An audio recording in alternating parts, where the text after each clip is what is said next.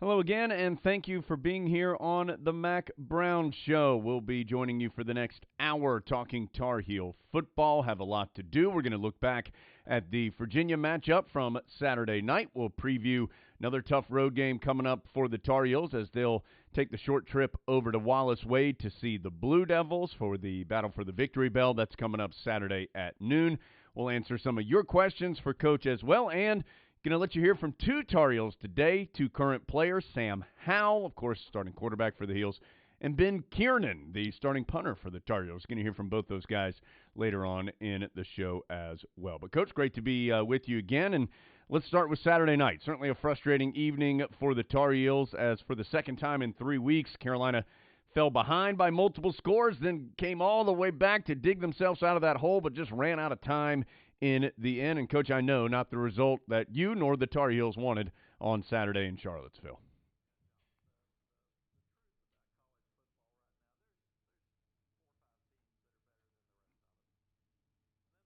Twenty-something of us that are about alike, and you can win or lose every weekend. And about 7 to 10 plays make a difference in a close ball game. And that's what we didn't make at Florida State, and that's what we didn't make at Charlottesville with Virginia. So give them credit. I thought both those teams blocked us better than we blocked them, which happens some. You can still win. But the good thing about this is our fans are really, really disappointed. I'm disappointed. So that means our expectations are high again. I had one fan text me and say, "Bad loss, man."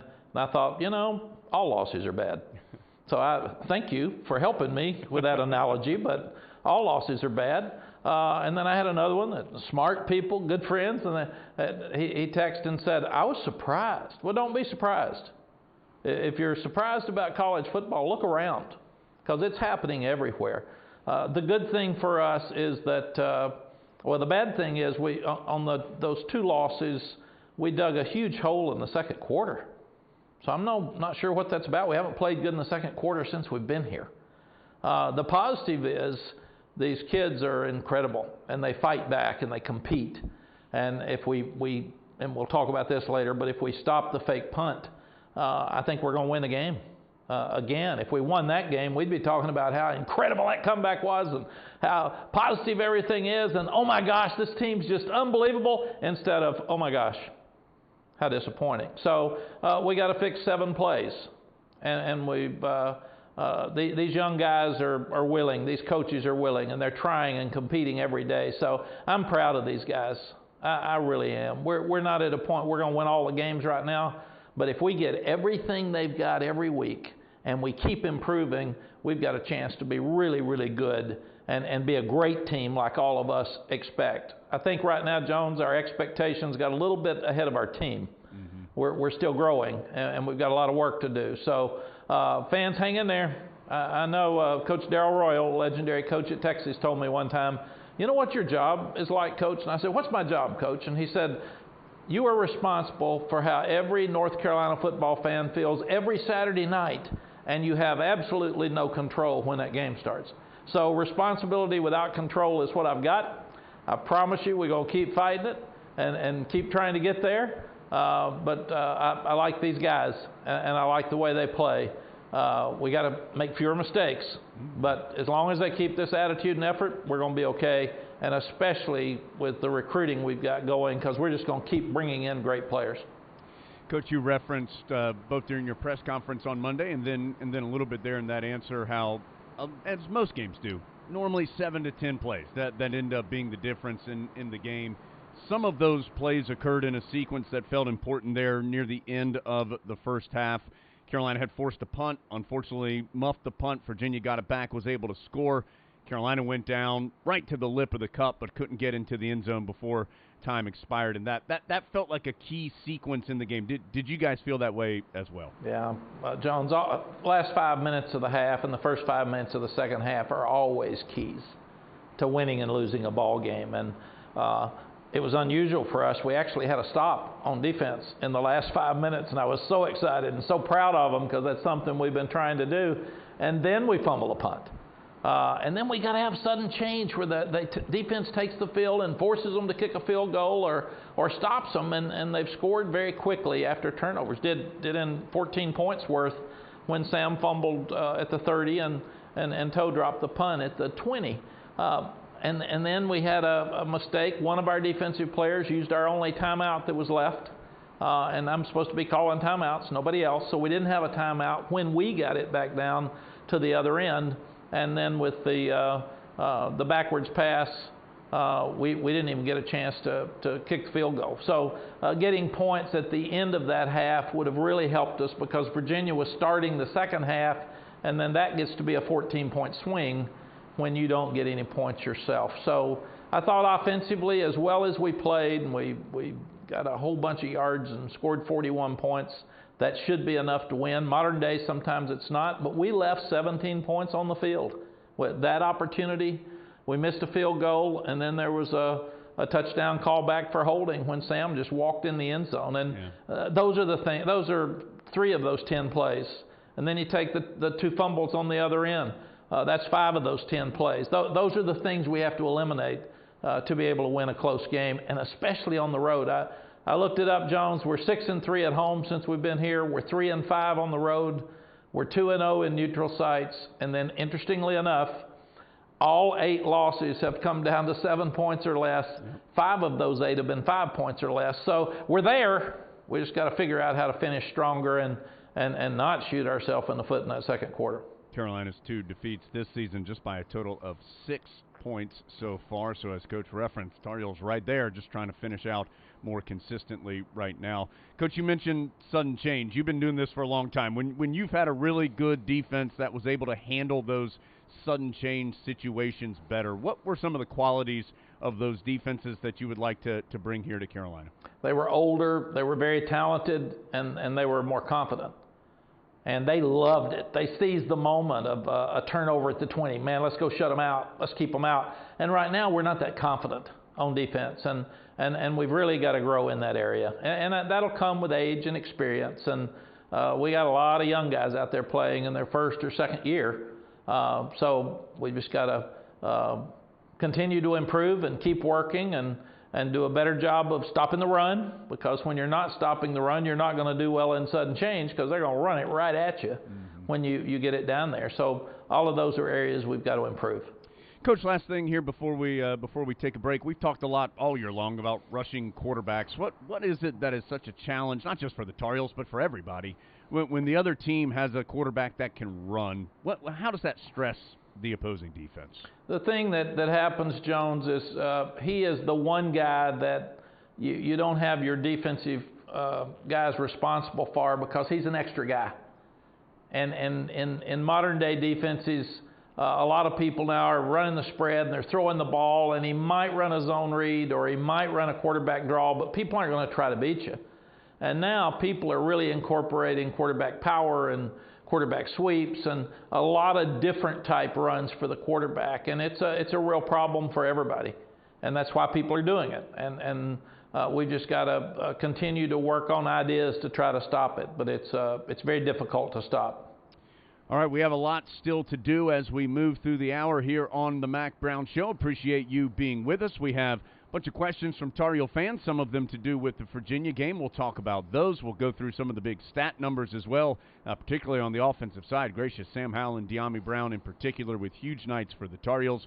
We'll preview the Blue Devils coming up a little bit later as well. Plus, as we mentioned, Sam Howell, Ben Kiernan. You'll hear some interviews with both those young men. All still to come on the Mack Brown Show from Learfield, IMG College.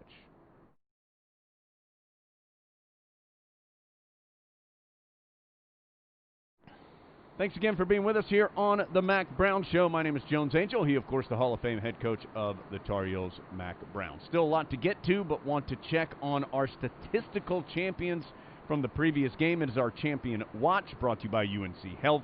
And the team at UNC Health is dedicated to caring for champions of all kinds. That includes you and your family. Check out their lineup at unchealthcare.org/sports. And a couple that we wanted to highlight here. On the offensive side, gracious, De'Ami Brown, 11 catches. That was a career high. 240 yards. That was a career high and the second most ever in a single game at Carolina. De'Ami also tied his career high with 3 touchdowns in the game. He also now with 19 career touchdowns is tied for 4th all-time with one recent Tar Heel, Ryan Switzer, and then a Tar Heel that played during Coach Brown's first tenure, Octavius Barnes. Those two gentlemen also had 19 career touchdowns. The Carolina career record is 25. That was set by Quinshaw Davis. Also, Sam Howell, 23 of 28, 443 yards and 4 touchdowns. The 443 yards, a career high for Sam, the 3rd highest game in Carolina single-game history. And Jeremiah Kimmel had his first career interception. That set up a score for Carolina in the 4th quarter. And, Coach, a lot to get to, but wanted to ask you about those two offensive guys, De'Ami Brown and Sam Howell. Just a terrific night for them. What allowed them to have such an explosive evening there in Charlottesville? Well, Jones, our offense is set up that if a Virginia tries to crowd the line of scrimmage to stop the run, bring down extra players like you have to do when we were talking about the quarterback run a few minutes ago, you got to include safeties, and then it puts you in trouble with the passing game, and that's what makes it so difficult. And good for our offense, good for our staff that we're good enough running it and throwing it that if somebody decides we're going to take that away, then it's hard to stop the other. And it's a shame that on a night where we didn't end up on the right side of the scoreboard, that not as many people would be talking about Sam and De'Ami and that offensive performance, or they will those 7 to 10 plays we messed up. But that's just the nature of the beast. By the way, in case you're wondering, the one Tar Heel that has more yards in a game than the 240 that De'Ami Brown put up, Randy Marriott had 247 against Georgia Tech in 1987, right before Coach Brown arrived during his first tenure. So De'Ami really close to setting that single-game record. A terrific game for him nonetheless. Coach had a couple of questions specifically about the Virginia game. I thought we could go ahead and start getting to some of those now. And maybe the number one question we received was about the final play of the first half. Carolina had the ball at the 2-yard line, trying to score right there before the break, threw a swing pass to De'Ami Brown that was incomplete. It was also a backwards pass, which kept the ball alive, and the time ran out as the two teams tried to recover the fumble. Just a lot of questions, Coach, about the decision on that particular play and what the thought process was going into it. Yeah, well, Jones, the first thing is we should have had a timeout. We had a defensive player, as I mentioned earlier, call a timeout when we were on the goal line at the other end, and we never want that because they scored anyway. So we just wasted our timeout, and you always want to have a timeout in your pocket at the end. So that was the first thing. Secondly, there were 12 seconds left. Coach Longo decided to get Daz in space, and then one-on-one, he felt like he usually wins those and we would win it. He still felt like he had time, if he got tackled and didn't score, that he would spike the ball. We've talked about it a lot as an offensive staff. What I said was, number one, let's always make sure we keep a timeout. I thought that was the first mistake that we made. And secondly, if there's 12 seconds left, you're going to kick the field goal with 8 or less seconds anyway. So my thought was we throw the ball in the end zone and take a shot in the end zone. If it's incomplete, kick the field goal, and at least you come away with 3. But you wanted to keep your right. Obviously, the ball thrown as a backward pass botched everything, and we didn't get any yards at all. So that was not the intent. The intent was to get it to Daz in space. He had a little reverse peel there that he was going to come back. We felt like it probably would have been a score, but we didn't execute the play. Coach, 2 more questions about specific things in the Virginia game. One was about the fake punt at the end. You mentioned that a little bit earlier in the show, and question came from Jeff. Jeff wanted to know just your thoughts on that play, and was it something that the Tar Heels had discussed on the sideline and with your guys leading up to it? Yeah, Jeff, great question. They faked a punt on us last year. Yep. And in fact, they didn't have enough people on the line of scrimmage, but it was not called, so it really hurt us and led to a touchdown. So they do a good job in their kicking game. So we worked on fakes all week. So we put our punt safe team in. They actually had a tackle eligible that we had covered, that they were thinking about throwing it to. When 99's in the game, we knew that the high level of fake, so we were screaming fake. And the thing that we have to realize, we stopped the fake to the right, and that's where he was going. and we had a young player on the backside, and it's our responsibility to coach him. He has to contain. And he was trying to win the game so badly, he came up inside, and then 99 bounced out to the backside and just barely makes the first down. So as a staff, I thought we had the right plan. I thought we had the right call. I thought the kids were alert and ready for it. We've got to do a better job of making sure that players stay where they're supposed to stay. And if we have the young guys stay outside, we get the ball. We probably win the game because that's at midfield, and they've taken a huge risk, and they weren't stopping us, and we had a timeout.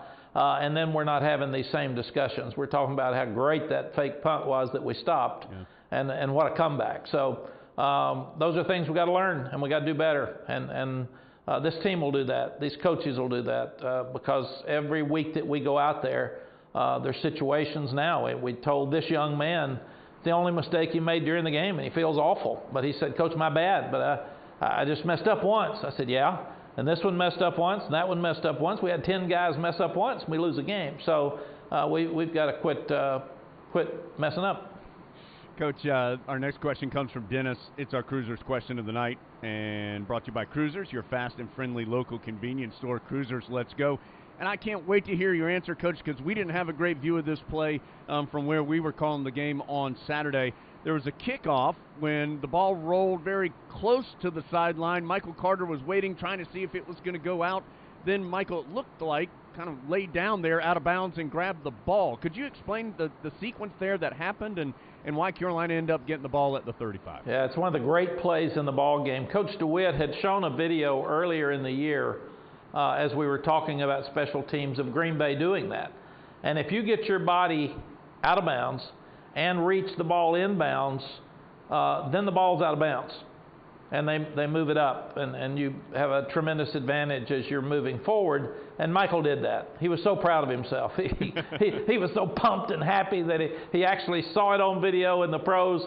He saw it coming, and that's a hard decision. Is that ball going to roll out of bounds? Does it stay in bounds?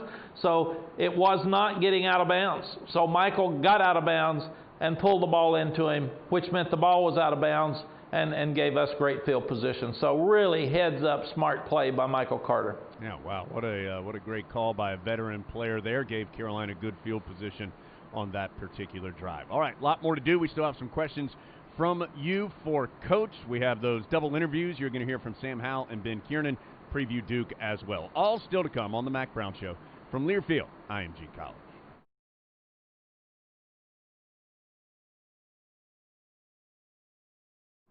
Really appreciate you being with us here on the Mack Brown Show. And it's been a unique week for the Tar Heels already, even though we're so early in the week. Want to talk to Coach about that here a little bit before we get to a handful of more questions from you. And, Coach, a lot of this, in fact, most all of this unique schedule that you've dealt with so far this week is because of the election coming up tomorrow on Tuesday. The NCAA mandated that players needed to have that day off. If they still needed to vote on Election Day, they would have that opportunity with the day off. How has that adjusted your schedule as a team, and how do you think you guys have responded to that thus far? Jones, it's made it a much more difficult week for the team, and it's all about the players. We can adjust as coaches. But we practice on Sunday, which we didn't because we got back so late on Saturday night. And then we usually take Monday off and let them get rid of their soreness, get rid of the previous week's game, win or lose. And then we have a very physical practice on Tuesday morning. So these guys got back in at 3 or 4 on Saturday night after a very physical, tough game. They came over and watched the video yesterday. They're back on the practice field this morning at 8 o'clock, and they're in team meetings at 6:30. So I just admire so much young people that are playing college football. It's really, really hard to play. We get back from Florida State at 4 in the morning. Then we play an emotional game with NC State. Then we get back from Virginia at 3, 4 in the morning. And they were out there today working hard. So, but it's been such a very difficult string of games here for us. They've all been physical. So guys are banged up, but you wouldn't know it. They're still trying to practice. And we told them tomorrow, if you want to vote. We're pushing you to vote. If you don't vote, don't gripe about who wins. That's just it. That's the way our country is right now. Go vote. Go vote for your candidate. And then we actually brought in a mental health expert, one of our counselors here at the university, to talk to them about the stress of an election, the stress of COVID, the stress after a loss, all the things they're dealing with in their life. We had them talk to them Sunday. And also about how to handle the election with social media. If you get results back that aren't the ones you like, be careful, be smart, because number one, you can put something out there you think's cute and it might be a threat to the president, and Secret Service will be in here really fast. I've dealt with that before with a player. Wow. Or secondly, could hurt you with your draft. It could hurt you with some of your fans, because half of your fans are Democrat and half are Republican, and some of them aren't going to like who you voted for. Half of them aren't anyway. So be smart and be careful. And if you're feeling stress over this, come and talk to us before you start putting things out that you're going to regret later. So hopefully they listened, and we've told them time and time again. So hopefully they'll be in a good place when this thing's over. Coach, when it comes to social media, it is such an emotional place out there in the social media landscape. How do you try to talk to your players? What do you talk with them about as far as being smart with the decisions they make in that area? And especially now with so much discussion about name, image, and likeness, and players trying to brand themselves individually, how do you try to give them advice? We have told them that you need to use it as a positive. Every NFL team is going to look at your Twitter and your Facebook, your Instagram, and see who you are, and see if you're inappropriate, see if you've got bad pictures on there, see if you say bad things. Everyone that's going to interview for a job is going to look at your social media. And they're going to determine who you are. That's one of the first interviews that you have. And Jeremy Sharp, who's our Director of Communications, he sits down with every player after every interview that we have, and they go over the things he could have said differently, and how he handled himself, and did you look at the camera, and were you sitting up straight? And all of that is a huge part of our name, image, and likeness. And I said, don't, where even your age, Jones, we used to get mad and we could call a buddy and say something, or you might even text it. Now you put it out on Twitter, you can't get it back. Yeah. I've sent a few that I'd say, hey, come on, man. How do you delete that? Right. Jeremy, how can I get rid of that? He said, you can't, Coach. It's gone, man. It's up in the cloud. So it's all over the world now about 5 seconds later. But it's something that all young people need to know. It's valuable. It's good. But I told the guys, too, there's a certain addiction that a lot of us have to our phone or our computer or iPads. And I go in the team meeting at 6 every morning. We have a rule. They put their phones up when we walk in. Every one of them are on their phones at 6:15 and 6:20 and looking down. And I've told them after a win, everybody's bragging on you, so it's good. You can enjoy it. After a loss, they're going to talk badly about you. Because fans get down, they get mad, and they get angry, and they don't realize you're a human being and a person. So don't look at it. Don't look at it. If you look at it, you're going to get your feelings hurt. If you look at it, you're going to get mad. So don't. Just take a week off, put it up, and I think that's really a good lesson for all of us. Two questions here, Coach, I want to get to, and then we'll take our next break. This one came from Rebecca. Rebecca lives in Gastonia, and she says, when there are mistakes made in a game, and Rebecca, every game has some mistakes from both teams, but when there are mistakes made in a game, do you start with the coaches or the players when it comes to start addressing those mistakes to try to improve in the future? Oh, Rebecca, I'm all over the coaches. It's their responsibility. They get paid for this. I get paid for this. Every mistake in that game is my responsibility. Every one of them. Every assistant coach, I said, your player is a reflection of you. So if he's not playing hard, then you're not coaching hard. If he's not playing tough, you're not coaching tough. If he doesn't know what to do, then you're not teaching him what to do. So absolutely, I will talk to a player that plays poorly. I might bring him in one-on-one and say, what happened, man? You're playing good and you just didn't. Tell me why. What are we missing here? What do we have to do to get you to play better? But in the staff meetings, I'm very, very direct. I'm very hard on the coaches.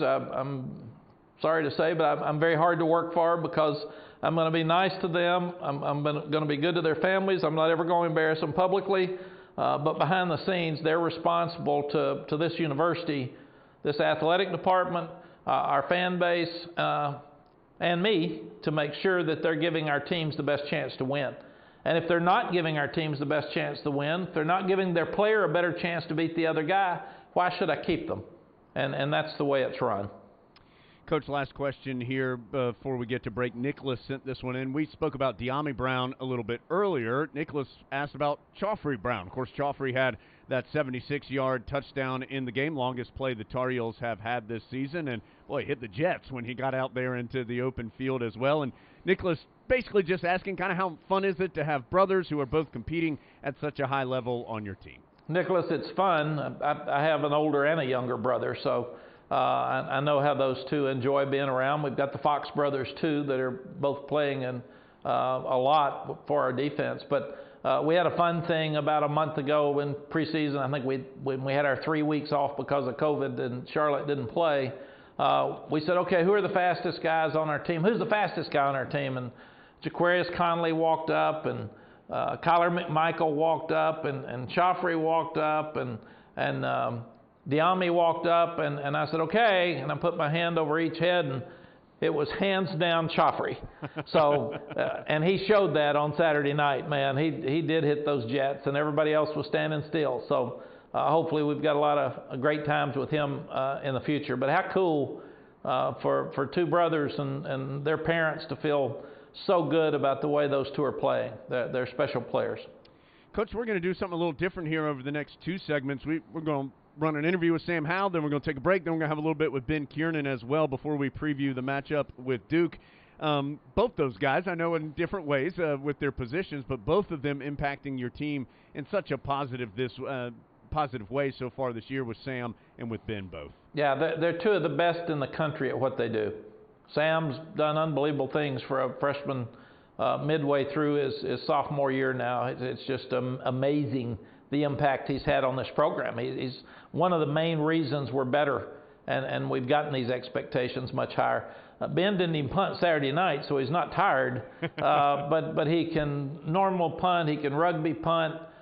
He's a special young man, and he's one of the best punters in the country. He downed 2 balls inside the 20 against the Wolfpack 2 weeks ago, and it hurts your average sometime, but gosh, he's got great control of that. So these are two players that our fans can really, really be proud of and enjoy listening to.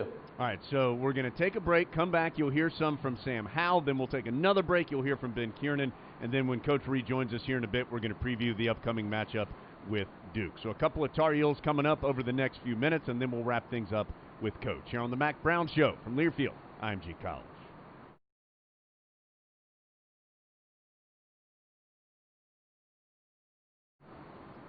The 107th meeting coming up between Carolina and Duke. It is noon on Saturday over in Wallace Wade Stadium in Durham. Tar Heels lead this all-time series, 61 wins, 40 victories for Duke. There have been 4 ties as well. Of course, one of those 61 wins, the dramatic 22-17 win in Kenan Stadium a season ago. And Coach Duke's had a difficult season to this point, record-wise at 2-5, but last couple of weeks, Blue Devils had a bye, then they come back and have a dominating win against Charlotte, 53-19. So certainly a team with some momentum, and yet another opponent which will be very excited to see the Tar Heels.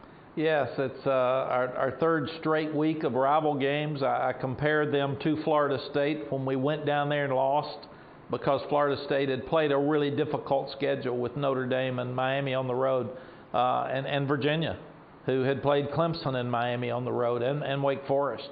So Duke's played some tough games. They've had too many turnovers because they've been in every game. They usually jump out early. And this will be a tremendous challenge for us, and we need to fight really hard to get back on track. I mentioned to the media this afternoon in the press conference, Jones, they run the ball well. Well, we're not stopping the run very well. They blocked punts. They blocked 2 against Charlotte, 1 against NC State. Well, we had 2 blocked punts at Florida State, and their 2 defensive ends are one of the best pairs of defensive ends in the country.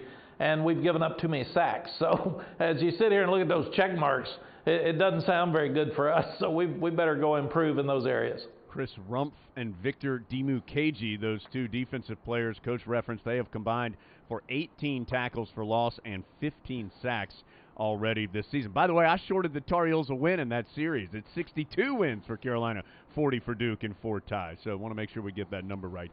Coach, last thing, this game seems to always, especially in recent years, it seems to always be close. 10 of the last 15 have been decided by 8 points or less. Duke's last 4 wins in this series have come by just a combined 23 points. So no matter the records in this one, history suggests it will be a tight ball game. Well, it is. When their name is in your fight song and you're playing for something other than just state pride, you're playing for a bell, and that victory bell is very, very important to both schools. This is one that will come down to like all the others have. It'll come down to that fourth quarter and be a real fight. That game last year was unbelievable, and that's what we've got to do in more games. We fumble the ball with 3 minutes left going in to go up by 10. They drive the length of the field, and then we make a play on the goal line to win the game. That's the kind of message we've got to take on the road with us. We can do that at home. We haven't done that on the road yet. So we need to win a tight one on the road, and this is going to be tough on Saturday at noon on ESPN2. Tar Heels try to get that done in Wallace Wade, as Coach said, Saturday, early game at noon. Radio-wise, we'll be on the air at 11 a.m. Coach, great to see you as always. Thanks for your time, and look forward to talking with you again as we move through the week. Thanks, Jones.